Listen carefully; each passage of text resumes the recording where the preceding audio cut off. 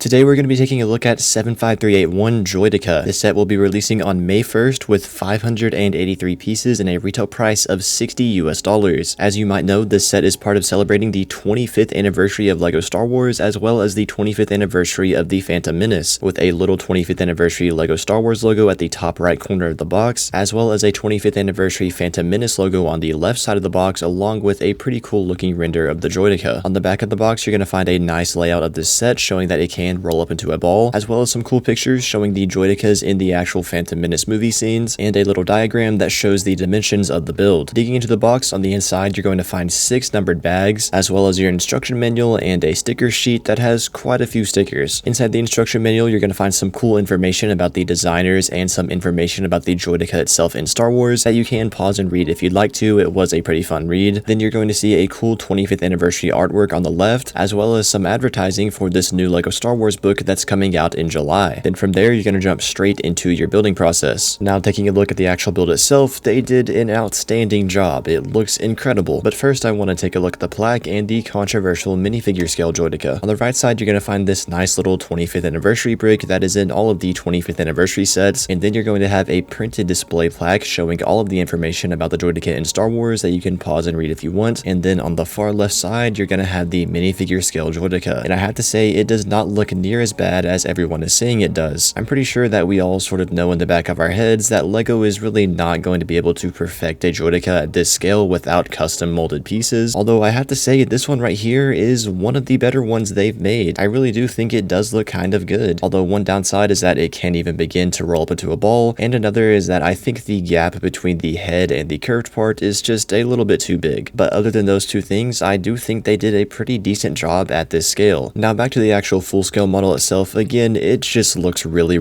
good. On the back here, you're going to find some stickers that I did a bad job at putting on, as well as some really nice shaping and detail representing the back sort of shell, I guess, of the Droideka. They just did a really good job. From every angle, it just looks great, and all of the Technic pins actually match the colors. There's no red or blue ones that stand out and kind of look ugly. They're all either gray or tan, which I really appreciate because it looks really good. Moving down at the top here, you're going to have what I think is probably the best aspect of this build, which is the head. If you haven't seen already, for the eyes, they actually use the LEGO lipstick pieces, which is just literally perfect because they do such a really good job at capturing that sort of weird bug-like look that the Droideka head has, and it's cool that they just thought so far out of the box to make the head look absolutely perfect. Down here in the middle, where the sort of bulk of Technic pieces are, you're going to have some plates smoothing out the front, and then all the way down there in the back, you're going to have what represents, I guess, the Droideka's abs. I didn't want to say that because someone else made that joke, but hey, they're there, and it's a pretty cool molded piece. There's also going to be these sort of fins on the back that both have stickers on them. The bottom sort of waist area where the legs connect looks really good as well. There's a good mix of light brown and dark brown pieces with some really nice shaping. Taking a look at the arms, or the guns, I guess, there's going to be a sticker at the top, and then moving down, the actual gun portion just looks really good. They just did an awesome job, and there's also this incredible function where the arms can actually pivot back and forth just like how the Droidekas are seen in the movie when they're firing, and it looks really cool and it's really fun to play with. And here's a close-up of how it works. It's pretty simple yet just really effective. It's a great detail. Oh yeah, and I also forgot to mention there's quite a few of these whip pieces that represent the wiring going to the arms, and it adds some really nice detail. The legs look really good too. They're very sturdy, like you can press on this as hard as you want. The legs are not going anywhere, and they're also pretty simple too. They're just held in by this one little Technic pin. Now what you guys have probably all been waiting for, which is to see how this thing actually rolls up into a ball, and inside the instructions there's actually some directions that tell you how you're supposed to do it. First, you have to fold these two pieces down on either arm, and then you have to fold the front half or the gun portion of the arm up on either side, then fold the whole upper half of the body down as well as the head, and then for the legs you have to take each individual one off and then flip it upside down to where it's pointing up, and then you have your Droideka in its rolled up formation. And actually, speaking of rolling, it does not roll that very good. I mean, you could get some good ones here and there, but most of the time it just doesn't roll very good. But rolling aside, I honestly think it's very disappointing that it actually can't naturally roll up into a ball. Instead, you have to flip the legs upside down to get it to this position, and I honestly just don't like that at all. Yes, it is nice that it can roll up into a ball, but it does kind of just defeat the purpose, to me at least, that it can't naturally fold up like that. You have to flip the legs upside down, because I mean, let's be honest, nobody is going to display this set in its rolled up position. It just looks kind of ridiculous. As a feature, it's really cool, but displaying like this is just kind of dumb. It looks way better in its upright position, position, so I really think having it not be able to roll up naturally was kind of just a really wasted functionality that would have been really awesome. But honestly, that's the only complaint I have with this set. Again, in its upright position, it's just really good. I mean, basically perfect. I think they really got every aspect down to an absolute T, and again, even the actual Droideka minifigure does not look that bad to me, and it looks pretty good on the display flag. This set would be a 10 out of 10 for me, but since it can't naturally roll up into a ball, which really disappoints me, I'm going to take 1 point off and go ahead and give it a 9 out of 10. Do I think this set is worth it for $60? Absolutely. This is a great value for $60, and I think it would make an incredible display piece for anyone that wants one. The fact that it can't naturally roll up into a ball though just kind of disappoints me at least. Let me know what you guys think about this set down in the comments below. If you're new, please consider subscribing, and if you want to check out more of my videos, you can see them on the end screen right now.